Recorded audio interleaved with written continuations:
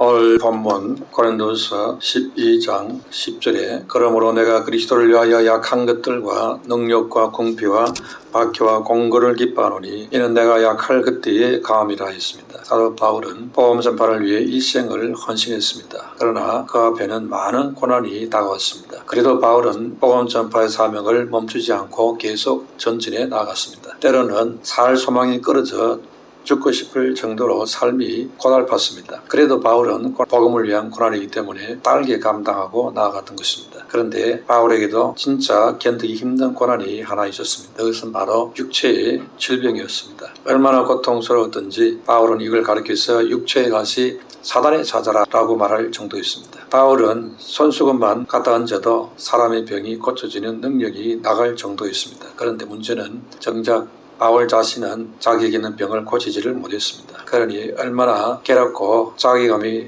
들었겠습니까? 사람들이 왜 당신 병은 고쳐지지 않습니까? 이렇게 물으면은 덕이 안 됐던 것입니다. 그래서 바울은 이 문제에 대해서 생각하게 하나님께 3번이나 기도를 했습니다. 그런데 하나님께서는 9절에 응답을 주시기를 내 은혜가 내게 족하도다 이는 내 능력이 약한 데서 온전하여짐이라 했습니다. 그래서 바울은 이때부터 이 육체의 가시가 되는 질병 때문에 다시는 주저앉아 낙심하거나 절망으로 시간을 허비하지 않기로 했습니다. 오히려 그런 고난 속에서 하나님의 은혜를 발견하려고 힘썼습니다. 질병과 고난으로 인해서 육체는 힘들었지만은 심령은 오히려 이전보다 더 큰 복을 체험하게 되는 것입니다. 시인 미스노 견조라는 사람이 있습니다. 초등학교 4학년 때 뇌성 소아마비로 온몸을 움직일 수 없는 중증장애인이 되었습니다. 본인이 의지대로 움직일 수 있는 곳은 오직 한 곳 눈뿐이었습니다. 울어도 자신의 눈물을 닦을 수 없는 처지였습니다. 죽고 싶었지만은 죽을 수도 없었습니다. 그러던 어느 날 미에오 목사님을 통해서 복음을 들었습니다.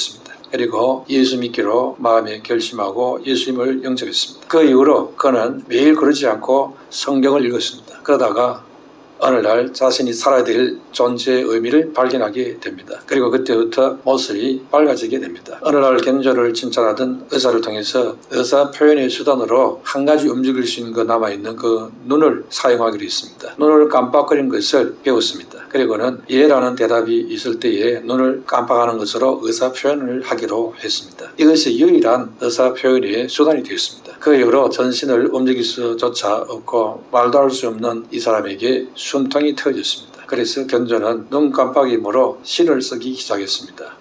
그 어머니가 손가락으로 일본어 문자판을 하나씩 짚어 보이면은 원하는 자음 모음에서 눈을 깜빡이는 방식으로 한자 한자 글을 찾아서 문장을 만들었습니다. 이렇게 엄청나게 길고 더딘 작업을 통해서 말로 할 수 없는 견조의 내면세계가 표현되기를 시작했습니다. 눈 깜빡임을 통해서 수백 편에 이르는 시가 만들어졌습니다. 견조는 괴롭지 않았더라면이라는 시를 통해서 이렇게 고백했습니다. 만일 내가 괴롭지 않았더라면 하나님의 사랑을 받아들이지 못하였을 것을, 만일 형제 자매들이 괴롭지 않았더라면 하나님의 사랑이 전해지지 않았을 것을, 만일 주님이 괴롭지 않았더라면 하나님의 사랑은 나타나지 않았을 것을 했습니다. 우리는 사지가 멀쩡한데도 또 할 수 있는 것이 너무나도 많은데도 불평할 때가 많습니다. 어떤 면에서는 불평을 일삼고 살아왔는지도 모릅니다. 그러나 우리가 지금까지 살아온 것이 다 하나님의 은혜이지요. 우리는 그 하나님의 은혜를 기억하며 감사해야 마땅한 것입니다. 나에게 없는 것이나 잃어버린 것이나 약한 것만 찾지 말고 있는 것을 쳐다보고 장점을 헤아리고 감사할 수 있어야 하는 것입니다. 바울은 당시 최고의 석학 가말리엘의 문화에서 교육을 받은 엘리트였습니다. 또 태어날 때부터 로마 시민권을 가진 특권층이었습니다. 그러나 이런 바울에게도 가시로 인해서 그걸 안고 살 수밖에 없었습니다. 육신의 가시가 얼마나 큰 고통이었으면 바울은 하나님 앞에 3번씩이나 이걸 좀 제거해 달라고 간절히 기도했습니다. 그러나 하나님의 방식은 가시를 제거해주는 대신에 내 은혜가 내게 족하다 하는 말씀으로 대신했습니다. 여기서 족하다는 것은 충분하다, 넉넉하다 그런 뜻입니다. 바울은 가시 때문에 견딜 수 없는 고통을 당했지만은 기도 가운데 하나님의 음성을 들었고 그로 인해서 더 깊은 은혜를 체험하게 됩니다. 비록 자기가 기도한 대로는 응답되지 않았지만은 하나님의 음성을 들을 수 있는 큰 은혜에 나아갔습니다. 그러니 더 큰 만족을 얻게 됐습니다. 결국 그 약한 것으로 바울이 오히려 하나님께 기도하게 되었다는 것입니다. 바울에게 진짜 약한 것은 가시가 아니고 고백처럼 소중한 이 귀한 것을 알지 못하는 그것이 자신에게 약한 것이라는 것을 깨닫게 됩니다. 오히려 약하다고 생각했던 가시가 법이라는 것을 발견하게 된 것입니다. 가시가 도리어 축복의 통로가 되었던 것입니다. 그리고 약한 것은 바울의 시선을 자기 자신에게서 하나님으로 향할 수밖에 없도록 만들어 주었습니다. 이와 같은 깨달음으로 바울은 하나님의 은혜를 더 깊이 알게 되었습니다. 그래서 그 은혜에 감사하다가 선교 자리까지도 갈 수 있었던 것입니다. 그렇다면 바울에게 주셨던 내 은혜가 내게 족하다는 이 응답은 무엇을 의미하겠습니까? 첫 번째로 하나님은 내가 너무 자만하지 않게 하시려고 내게 가시를 주었다, 그런 뜻입니다. 가시가 없는 사람이 없습니다. 사람은 누구나 다 가시를 갖고 있습니다. 정신적으로나 육체적으로 나에게 고통을 주는 가시가 있다는 것입니다. 어떤 사람은 일생 동안 몸에서 떠나지 않는 육체의 가시가 있습니다. 간질이나 암질, 두통, 관절, 여러 불치병들이 있습니다. 이런 질병의 가시들이 찌르는 아픔을 주면서 괴롭히고 힘들게 만들 수 있습니다. 그러나 그걸 짊어지고 가야 됩니다. 또 어떤 사람은 가난과 가정의 불화, 자녀 문제 이런 것들을 가시처럼 짊어지고 갑니다. 또 어떤 사람은 남편이 가시가 되고 부인이 가시가 되어서 일생을 찌르고 있습니다. 어떤 부모는 자식이 평생의 가시가 되어서 괴롭히는 그런 고통을 계속 주고 있는 것입니다. 또 어떤 사람은 친구가 가시가 되기도 하고 목사들에게는 가시와 같은 교인이 있을 수도 있습니다. 그래서 일생을 고통을 겪기도 하는 것입니다. 사람이 살면서 가시 없이 살 수는 없습니다. 위대한 사도 바울도 남모르는 가시가 있었습니다. 그래서 7절에 내 육체에 가시고 사단의 사단을 주셨으니 했지요. 겨우 터틀려하는 사도 바울에게 있는 가시는 안질이나 두통으로 보았습니다. 그러니까 바울에게 가시라는 것은 바울을 끈질기게 괴롭히는 육체적인 고질병이었던 것입니다. 가시가 눈에 보이지 않는 아주 작은 것이지만은 사람들에게 고통을 주고 불편을 안겨주는 것입니다. 그런데 이런 가시들이 우리에게도 많이 있습니다. 외적으로는 넉넉한 사람임에도 불구하고 몸이 허약한 경우가 있습니다. 또 가정 문제를 안고 여러 가지 말할 수 없는 고통을 겪는 사람도 있습니다. 이렇게 가시는 개인적인 것뿐 아니라 민족적인 가시도 있습니다. 민수기 33장 55절에 너희가 만일 그 땅 거민을 너희 앞에서 몰아내지 아니하면 너희 남겨둔 자가 너희 눈에 가시와 너희 옆구리에 찌르는 것이 되어 너희 거하는 땅에서 너희를 괴롭게 할 것이요 했습니다. 이렇게 개인이나 국가에도 찌르는 가시가 있습니다. 그런데 이 가시를 하나님이 주신 선물로 받게 되면은 그것이 은혜가 되어주는 것입니다. 어떤 은혜가 됩니까? 그것이 너무 자만하지 않게 만들어주고 겸손하게 만들어주는 은혜를 잊게 되는 것입니다. 7절에 여러 계시를 받은 것이 지극히 크므로 너무 자만하지 않게 하시려고 내 육체에 가시고 사단의 사자를 주셨으니 이는 나를 져서 너무 자만하지 않게 하려 하심이라 했습니다. 사도 바울은 하나님께로부터 받은 계시들이 너무나 컸습니다. 그래서 그 받은 계시로 인해서 교만해질 가능성이 많았던 것입니다. 어떤 계시를 받았습니까? 고린도서 12장 2절에서 4절에 보면은 내가 그리스도 안에 있는 한 사람을 아노니 그는 14년 전에 셋째 하늘에 이끌려간 자라 그가 몸 안에 있었는지 몸 밖에 있었는지 나는 모르거니와 하나님은 아시느니라. 내가 이런 사람을 아노니 그가 몸 안에 있었는지 몸 밖에 있었는지 나는 모르거니와 하나님을 아시느니라. 그가 낙원으로 이끌려가서 말로 표현할 수 없는 말을 들었으니 사람이 가히 이르지 못할 말이로다 했습니다. 바울은 셋째 하늘에까지 갔다 왔다고 했습니다. 거기에서 예수님을 보았습니다. 또 말로 표현할 수 없는 여러 신비한 내용들을 들었습니다. 하나님의 영광을 직접 목격했습니다. 이런 엄청난 체험을 하고도 바울이 몸도 건강하고 능력도 나타나고 은혜도 풍성하다면은 영역 간에 완전하고 그러면은 자연스럽게 교만한 사람이 될 수도 있다는 것입니다. 그래서 하나님은 바울의 육체의 가시를 주어서 겸손하게 만들었다는 것입니다. 남의 병은 고치면서 자기 병은 고치지 못하는 이 인간의 연약함을 늘 보게 만들었습니다. 하늘 높은 곳에 올라갔지만은 땅에 있는 연약함을 늘 느끼게 만들었습니다. 왜 그렇게 했습니까? 너무 자만하지 않도록 하기 위해서 그렇게 가시를 주었다는 것입니다. 또 사도 바울은 자아가 강한 사람이었습니다. 예수 믿기 전에 율법에 흠이 없을 정도로 자기 자신에 대해서 자부심이 대단한 사람이었습니다. 그러니까 자기 의에 빠진 사람이었습니다. 그래서 마가 요한이 한번 저지른 실수를 절대 용납하지 않고 자기 선배가 되고 멘토가 되는 바나바를 잘 협력해서 사역을 해야 될 텐데도 그렇게 하지 않고 결벌해버렸지요. 이렇게 사소한 문제인데 그걸 갖고 대단한 문제라고 하면서 다시는 보지 않겠다면서 각기 따로따로 길을 가지 않습니까? 분명히 사도 바울은 영적으로 교만한 조건이 많았습니다. 바울은 대신학자요 흠이 없는 의인이요 하나님의 큰 은혜를 받은 자였습니다. 그러니 인간적으로 교만할 조건이 다 갖춰져 있었습니다. 그래서 바울은 자기 족보로 말할 때 빌립보 3장 5절 6절에 나는 8일 만에 할 일을 받고 이스라엘 족속이요 베냐민 지파요 히브리인 중에 히브리인이요 율법으로는 바리새인이요 열심으로는 교회를 박해하고 율법으로는 흠이 없는 자라 했습니다. 이 바울은 가문으로 보나 학문으로 보나 또 신비 체험의 경험으로 보나 그 누구도 범접할 수 없는 대단한 사람이었습니다. 그래서 하나님께서 이 바울에게 가시를 주어서 그런 교만한 것들이 겸손해지도록 만들어 주었습니다. 사람이 노력하지 않고 은혜로 얻게 되면은 그것으로 인해서 늘 하나님께 감사하는 것보다도 그건 잊어버리고 교만해지기가 쉬운 것입니다. 10중 8구 그렇게 될 수 있습니다. 학교에서 공부를 잘하는 사람은 그 머리 때문에 교만해져서 아나무인이 되기 쉽습니다. 또 인물이 잘난 여자는 부모 덕분에 잘난 것인데도 불구하고 무슨 자기가 대단한 여자인 줄 알고 남을 얕잡아보고 못생긴 사람을 쉽게 무시하는 경향이 있습니다. 보통 사람들이 남편 자랑, 자식 자랑, 사위 자랑을 많이 합니다. 물론 한두 번 정도는 할 수 있습니다. 그런데 이거는 기회가 될 때마다 똑같은 자랑을 계속 늘어놓는 경우가 있습니다. 이게 문제인 것입니다. 어디에서 교만병이 들어왔는지 잘 살펴봐야 됩니다. 교만은 패망의 선봉이라 했습니다.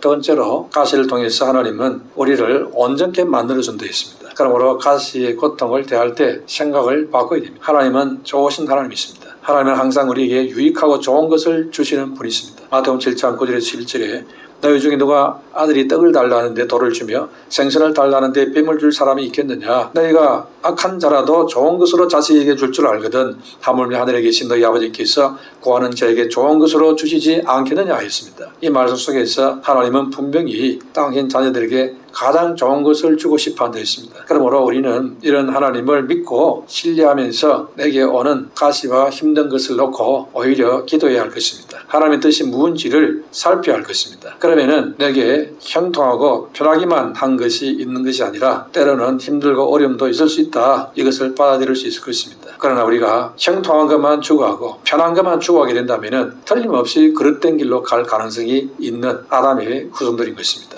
시편 119편 69절에 고난당하기 전에는 내가 그릇 행하였더니 이제는 주의 말씀을 지키나이다. 분명히 고난이 오기 전에는 교만해서 그릇 행하는 길로 간다고 했습니다. 그러나 고난을 통과하면은 달라진다 했습니다. 이게 바로 인간인 것입니다. 그러므로 우리에게 원치 않는 고난이 오고 역경이 찾아왔을 때에 낙심하지 말아야 하는 것입니다. 왜냐하면 하나님은 우리에게 감당할 시험만 주신다고 했기 때문입니다. 고린도서 10장 13절에 사람이 감당할 시험 밖에는 너희에게 당한 것이 없나니 오직 하나님은 미쁘사 너희가 감당치 못할 시험 당함을 허락지 아니하시고 시험 당할 전에 또한 피할 길을 내사 너희로 능히 감당하게 하시느니라 했습니다. 그리고 야고보는 소아시아에서 여러 가지 어려움을 만난 성도들에게 권면했습니다. 야고보 1장 2절에 너희 형제들아 너희가 여러 가지 시험을 만나거든 온전히 기쁘게 여기라 했습니다. 그 시험과 문제가 가시가 되어서 고통을 주고 힘든 것을 주어도 그걸 안고 기도하면은 감당할 힘과 능력을 주신다는 것입니다. 빌립보 4장 13절에 내게 능력 주시는 자 안에서 내가 모든 것을 할 수 있는 일이 있습니다. 그러므로 내가 원하는 대로 일이 풀리지 않는다고 낙심할 일이 아닌 것입니다. 내 뜻대로 안 된다고 그리고 고통이 온다고 낙심할 일이 아니라는 것입니다. 그것이 나의 미래를 위한 연단의 과정으로 오는 것이기 때문에 이 가시를 감사함으로 받아야 하는 것입니다. 야고보 1장 3절 4절에 야고보는 이는 너희 믿음의 시련이 인들을 만들어내는 줄을 너희가 알미라. 인들을 온전히 이루라. 이는 너희로 온전하고 구비하여 조금 더 부족함이 없게 하려 함이라 했습니다. 욥도 욥기 23장 10절에 나의 가는 길을 오직 그가 아시나니 그가 나를 단련하신 후에 내가 정금같이 나오리라 했습니다. 우리는 약하게 하는 가시가 우리에게 이게 축복은 아니지만은 우리를 유익하게 하는 방편이 된다는 것을 알아야 합니다. 가시가 우리를 약하게 만들어서 그것이 무능한 사람으로 만드는 게 아니고 겸손한 사람으로 만들어주는 것입니다. 또 그 가시가 우리에게 기도하도록 만들어주는 것입니다. 그래서 8절에 보면은 바울이 이것이 내게서 떠나가게 하기 위하여 내가 세운 주께 간구하였더니 했어요. 하나님께서는 우리가 가시를 통하여서 우리에게 약한 것을 머물게 해서 우리로 하여금 하나님께 나아가도록 만드는 것입니다. 기도하게 만드는 것입니다. 계속 하나님께 기도하고 매달리도록 그렇게 살도록 하기 위해서 문제를 주시는 것입니다. 그래서 사도 바울이 가시가 있었기 때문에 하나님 앞에 간절하게 계속 매달려 기도하면서 살았습니다. 우리가 강해져 버리면은 하나님께 매달리지 않게 됩니다. 우리가 약해져 있기 때문에 하나님께 매달리게 되는 것입니다. 하나님께 매달려 간절히 기도하는 그 은혜가 어떻게 오느냐? 우리가 약할 때에 그게 오는 것입니다. 즉 가시가 있을 때 그게 된다는 것입니다. 나는 가시가 없어도 그렇게 할 수 있는데요 할지 모르지만은 그거는 생각뿐입니다. 실제로 간절해지고 안해지고는 바로 우리 안에 약한 것이 있을 때 간절함이 나오게 되어 있는 것입니다. 우리 육체가 그렇게 변질됐기 때문에 그런 것이지요. 그래서 그 약함 때문에 바울이 평생 하나님을 붙잡고 매달리고 의지할 수밖에 없었던 것입니다. 그래서 바울은 그렇게 하나님을 의지함으로 겸손을 유지할 수 있었고, 그 겸손한 바울에게 하나님은 계속 은혜를 부어주셨던 것입니다. 그래서 9절에 나에게 이르시기를 내 은혜가 내게 족하도다. 이는 내 능력이 약한 데서 온전하여 짐이라 하시니라 했습니다. 내 안에 있는 이 약함 때문에 그 속에서 하나님의 능력이 머물게 된다. 이렇게 알아야 한다는 것입니다. 그래서 바울은 그러므로 도리어 크게 기뻐함으로 나의 여러 약한 것들에 대하여 자랑하리니 이는 그리스도의 능력이 내게 머물게 하려 함이라 했습니다. 약해도 하나님은 우리를 쓸 수 있습니다. 그러나 너무 강해져 버리면 쓰임받지 못한 사람이 많습니다. 왜 그렇습니까? 그 강한 것 때문에 교만해서 하나님 손에 잡히지가 않는 것입니다. 그래서 하나님은 우리를 약하게 만들어서 즉 가시를 주어서 우리를 하여금 겸손하게 되어 주님 손에 붙잡히도록 만들어 주시는 것입니다. 세 번째로 약함이 즉 가시가 주는 유익이 있습니다. 세상은 우리에게 오직 강한 것만이 살아남는다고 가르쳐 왔습니다. 그래서 오직 강한 것이 약한 것을 지배한다고 배웠습니다. 어떻게 해서든지 우리는 강하게 되기를 원하고 수단 방법 가리지 않고 강하게 되는 연습과 훈련을 받아왔습니다. 그래서 이 세상 모든 사람들은 약해지는 것을 원치 않습니다. 어떻게 해서든지 상대방에게 지지 않도록 강해지기를 원합니다. 물론 강해지는 것이 나쁘거나 잘못된 것은 아닙니다. 그러나 때로는 약한 것이 오히려 강한 것을 지배하기도 하는 것입니다. 약한 것 속에서 나오는 강한 것이 있다는 것을 알아야 하는 것입니다. 성도들은 어떻게 해야 강하고 담대할 수 있느냐. 오늘 본문 10절에 그러므로 내가 그리스도를 위하여 약한 것들과 능력과 궁핍과 박해와 공고를 기뻐하느니 이는 내가 약한 그때에 강함이라 했습니다. 내가 약한 그때에 강하라고 했습니다. 하나님 앞에 선 인간의 영적인 자세가 이뤄야 한다는 것입니다. 세상에서는 성적 1등한 사람이 인생을 1등으로 사는 것으로 그렇게 알고 있는데 실제 살아보면 그렇지가 않습니다. 그래서 전도서 기자가 이렇게 말하지요. 전도서 9장 11절에 내가 다시 해 아래에서 보니 빠른 경주자들이라고 선착하는 것이 아니며 용사들이라고 전쟁에 승리하는 것이 아니며 지혜자라고 음식물을 얻는 것도 아니며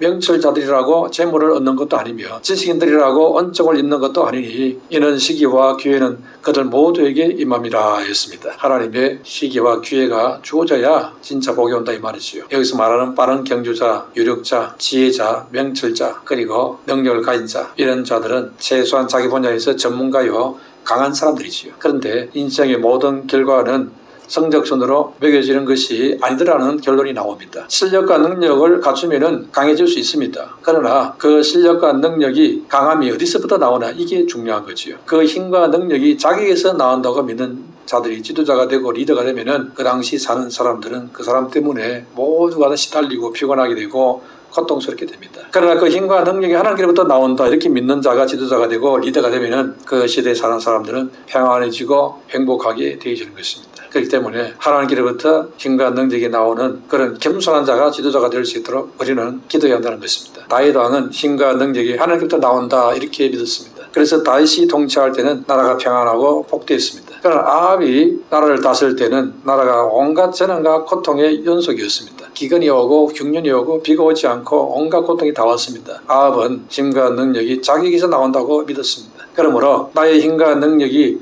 나에게서 나오는 것이라면 나도 불행해지고 남도 불행해집니다. 그러나 그 힘과 능력이 하나님께서 나온다는 사실을 믿으면 나도 복을 받고 다른 사람도 복받게 만드는 것입니다. 그러므로 내 안에 거하시는 하나님이 능력으로 나를 통해 역사하도록 하는 이런 믿음의 삶이 많이 일어나도록 해야 하는 것입니다. 그러기 위해서는 내가 철저히 그리스도 안에서 낮아져야 되는 것입니다. 내가 깨어지고 부서져야 내가 죽어야 주님이 내 안에서 역사하게 됩니다. 한마디로 내가 약해져야 하는 것입니다. 이때에 나를 약하게 만드는 것이 바로 가시가 되는 것입니다. 그래서 가시가 유익하다는 것입니다. 내가 주 안에 죽지 아니하면 내가 역사하게 되는 것입니다. 그러나 내가 주 안에서 죽어지면 주님이 내 안에서 역사하기를 시작하는 것입니다. 다른 말로 하면 내가 주 안에서 강해지면 내가 일하고 내가 주 안에서 약해지면 주님이 일하시게 되는 것입니다. 내 안에 있는 자신의 자아, 성격과 성품이 강하게 되면 사람들은 그것으로 일하려고 합니다. 그래서 자기의 능력과 실력과 강한 것으로 막 밀어붙이려고 합니다. 그러면 되는 일이 없습니다. 아니 처음에는 되는 것처럼 보입니다. 그런데 결과적으로는 되는 일이 하나도 없습니다. 그러나 내가 주님 안에서 한없이 낮아지고 깨어지고 부서지게 되면은 내 속에서 주님께서 일하시기를 시작합니다. 내가 주님 안에서 연약해지면 연약해질수록 주님만 더 의지할 수밖에 없게 됩니다. 그러면은 내가 일하는 것이 아니고 주님께서 일하시게 되는 거죠. 다른 말로 하면은 주님은 강한 자를 돕는 것이 아니라 약한 자를 도우시러 오신 분이기 때문에 그렇습니다. 왜 내가 약할 때 강해지느냐? 자기를 부인하기 때문에 그렇습니다. 주 안에서 약한 자는 자기를 부인한 자입니다. 자기를 부인하는 자가 아니면은 겸손할 수가 없습니다. 겸손하지 않으면은 영성도 없고 또는 능력도 없습니다. 자기를 부인하지 않는 자는